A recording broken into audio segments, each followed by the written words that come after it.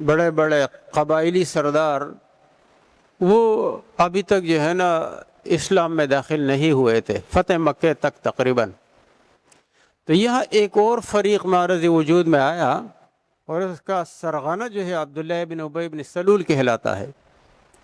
نبی پاک صلی اللہ علیہ وسلم کی تشریف آوری سے پہلے یہاں کے لوگ تقریباً عبداللہ بن ابی بن سلول کی سرداری پہ متفق ہو گئے تھے، حتیٰ کہ اوس اور خزرج دونوں جماعتیں، یعنی دونوں قبیلے، حالانکہ اس کا تعلق خزرج قبیلے سے تھا، لیکن اوس قبیلے کے لوگ بھی آمادہ تھے کہ ٹھیک ہے، تو اس کی نامزدگی ہو گئی تھی سرداری کے لیے۔ لیکن نبی پاک صلی اللہ علیہ وسلم کی آمد کے بعد تو یہ ممکن نہیں رہا۔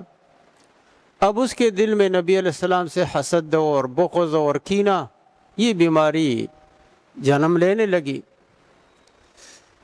تو یہاں تک ہم نے سابقہ 7 آیتوں میں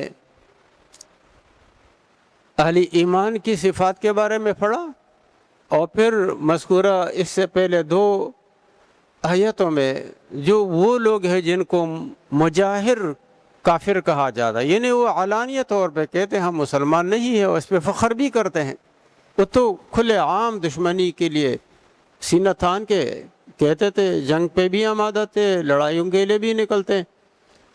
لیکن یہ جو طبقہ تھا، چونکہ انہوں نے دیکھا کہ یہ بھی ممکن ہے کہ مسلمانوں کو غلبہ مل جائے، اور یہ بھی ممکن ہے کہ یہ لوگ ختم ہو جائے، تو انہوں نے درمیان کا راستہ اپنایا کہ ظاہر میں تو ہم مسلمانوں کے ساتھ ہو جاتے ہیں تاکہ ان سے مفادات حاصل کریں، کیونکہ انہی قبیلے کے اور اہل کتاب کے لوگ تھے کہ ہم ان کے ساتھ بھی اچھے سلوک روا رکھیں اور ان کے ساتھ بھی، تو ہم دنیا میں بھی ہوا کہ کامیاب رہیں گے، اور آخرت کے لیے ہمیں موقف چھوڑنے کے کوئی مطلب یہ ہے کہ پابندی کا سامنا نہیں کرنا پڑے گا کہ ہم کفر سے دستبردار ہو جائے۔ تو یہ اندر جو تھے انہوں نے کفر نہیں چھوڑا تھا، اس کو کہتے اعتقادی منافق۔ اعتقادی منافق کا مطلب یہ ہوتا ہے کہ اندر میں وہ مسلمان نہیں ہوتا ہے، تصدیق نہیں کرتا ہے، لیکن ظاہر میں وہ یہ یعنی کہ دکھاتا ہے کہ میں تو مسلمان ہوں۔ وہ مسجد نبوی میں نماز پڑھتے تھے، وہ جہاد میں بھی جاتے تھے، معاشرتی سہولیات مراعات سب ان کو حاصل تھی، رشتے بھی ہوتے تھے مسلمانوں کے ساتھ، کیونکہ دل کا راز صرف اللہ جانتا ہے۔ چونکہ یہ فریق بڑا خطرناک ہوتا ہے، تو اللہ نے ان کا تذکرہ کافی تفصیل سے کیا ہے۔ اب یہ اس کے بارے میں پہلا حکم ہے، پہلی آیت ہے، فرماتے ہیں وَمِنَ النَّاسِ مَن يَقُولُ آمَنَّا بِاللَّهِ وَبِالْيَوْمِ الْآخِرِ، لوگوں میں سے بعض وہ ہیں جو کہتے ہیں کہ ہم ایمان لائے ہیں اللہ پر اور روز آخرت پر۔ ناس اصل میں اناسن ہے، الف کو حذف کیا ہے۔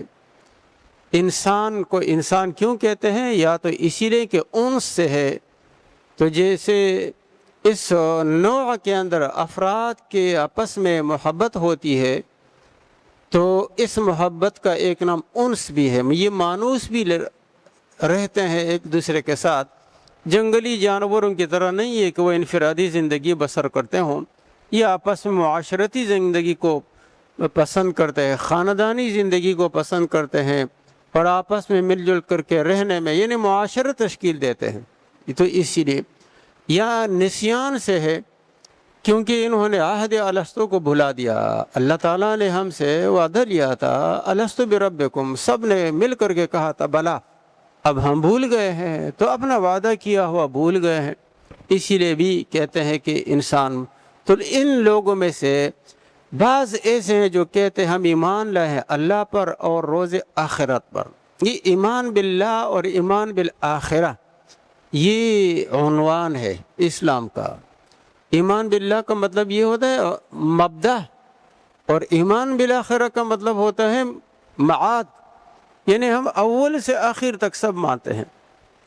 مبدأ تو یہ ہے کہ اللہ خالق ہے، مالک ہے، اور عالم نہیں تھا، کائنات سماوی بھی نہیں تھی، کائنات ارضیہ بھی نہیں تھی، اور اللہ تھے، پھر اللہ نے سب کچھ پیدا کیا تو ہم وہاں سے شروع کر کے آخرت تک سب کچھ مانتے ہیں. یہ ان کا دعویٰ تھا. ظاہر ہے کہ اس کے اندر بہت ساری چیزیں آتی ہیں. پھر انبیاء علیہ السلام پر بھی ایمان لانا پڑتا ہے اور کتابوں پر بھی ایمان لانا پڑتا ہے, فرشتوں پر بھی ایمان لانا پڑتا ہے. یہ نہیں کہ جو ایمانیت ہے سب کو ماننا پڑتا ہے. دعویٰ تو ان کا یہ ہے, لیکن یہ صرف زبانی دعویٰ ہے. وما ہم بمؤمنین, اللہ تعالیٰ فرماتے ہیں کہ وہ ایمان والے نہیں ہیں. اب دیکھیں, آمنا فعل ہے, ماضی کا صیغہ ہے, تو اس کا تقابل لا یؤمنون سے نہیں فرمایا. وما ہم بمؤمنین, یعنی کہ ان کی جڑ میں ایمان نہیں ہے. ان کی ساری ذات اور سارے کے سارے مجسمئی کفر ہے, سراپا کفر ہے. یہ مطلب نہیں ہے کہ ایمان نہیں لائے ہیں, بلکہ کبھی ایمان کے قریب سے گزرے بھی نہیں ہیں. وما ہم بمؤمنین, یہ نہ کبھی مومن رہے ہیں, اور مستقبل میں اللہ نے جس کو ہدایت دی وہ ایمان کے نعمت سے مالا مال ہو گیا, لیکن ایسا کم ہوتا ہے. اور یہ جو خاص کر کے عبداللہ ابن ابی ابن سلول تھا, جس کو رئیس المنافقین کہا جاتا ہے, یہ آخری دم تک نبی پاک صلی اللہ علیہ وسلم کی مخالفت کرتا تھا. اور جب بیمار ہوا, نبی علیہ السلام عیادت کے لیے تشریف لے گئے, اور نبی علیہ السلام نے فرمایا کہ میں نے تمہیں منع نہیں کیا تھا. تو اس نے پھر کیا کہا, یہ نہیں کہا کہ میں توبہ کرتا ہوں, کہا کہ ہاں سعد بن زرارہ بھی تو ایمان لائے تھا نا, یعنی وہ بھی بیمار ہو گئے, دنیا سے چلے گئے, تو میں اگر بیمار ہو گیا اور دنیا سے چلا جاؤں تو اس میں کفر کا کیا تعلق ہے. تو وہ بغض جو ہے نا, وہ اس نے اس کو دور رکھا ایمان لانے سے. اس کے مقابلے میں ایک یہودی لڑکا تھا, وہ نبی پاک صلی اللہ علیہ وسلم کی خدمت کرتا تھا. دل کا اتنا اثر ہوتا ہے نا ہمارے ظاہر پہ. عبداللہ ابن ابی ابن سلول نبی علیہ السلام کے ساتھ ایک پلیٹ میں کھانا کھاتا تھا جہاد میں, اور جہاد میں جاتا تھا, مشوروں میں شریک ہوتا تھا, نمازیں پڑھتا تھا, لیکن بغض کی وجہ سے وہ ایمان سے محروم رہا. اور اللہ تعالیٰ نے پھر نبی علیہ السلام کو منع کیا, اس کے قبر پہ بھی آپ نہیں کھڑے ہوں, اس کی نماز جنازہ بھی نہ پڑھے, اس سے بھی منع کیا سری. لیکن وہ جو لڑکا تھا نبی علیہ السلام کی خدمت کرتا تھا, ظاہر ہے وہ مسلمان نہیں ہے, لیکن نبی علیہ الصلوۃ والتسلیمات سے ان کو محبت تھی. کچھ دن گزر گئے, وہ نظر نہیں آیا. نبی علیہ السلام نے پوچھا, وہ لڑکا نظر نہیں آ رہا. کسی نے بتایا کہ وہ بیمار ہے. نبی علیہ السلام عیادت کے لیے تشریف لے گئے. وہ بیمار ہے اور آخری نزع کے قریب ہے.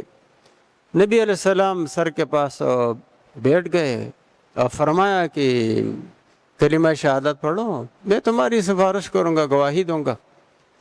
اب اس نے اپنے والد کی طرف دیکھا امید کی نگاہ سے کہ شاید یہ مجھے اجازت دے. تو اس کے ابو نے کہا کہ آتے ابو القاسم کی بات مانو. اس نے کلمہ شہادت پڑھا اور پھر جان بھی جو ہے نا دے دی. اور نبی علیہ السلام رکھ رہے خوش ہوئے, الحمدللہ اللہ تعالیٰ نے جو ہے نا ایک جان جہنم سے بچائی. تو یہ وہ طبقہ ہے, اس کا تذکرہ تفسیر سے اللہ نے کیا ہے تاکہ یہ آگاہ فرمائے کہ حکم ان کا تو وہی ہے کہ جو کفار کا ہے, بلکہ ان کے بارے میں اللہ فرماتے ہیں ان المنافقین فی الدرک الاسفل من النار, جو جہنم کے طبقے ہیں یہ سب سے نچلے طبقے میں ہوگا, جو سب سے گرم ہے. جیسے تندور ہے نا, تندور میں اوپر کی آگ ذرا ہلکی ہوتی ہے, نیچے جہاں انگارے ہیں تو وہ سب سے زیادہ گرم. تو یہ جہنم کے تہہ میں رہیں گے, اتنی بری بیماری ہے یہ. تو لیکن چونکہ اب وہ ایسے لوگ اب بھی ہیں, ہر معاشرے میں ہر دور میں رہے ہیں, کیونکہ جب بھی مسلمانوں کا غلبہ ہوگا تو یہ ظاہر میں خاموش رہیں گے. لیکن کچھ اور بھی اقسام ہیں نفاق, جن کو کہا جاتا ہے عملی اور فعلی منافقت.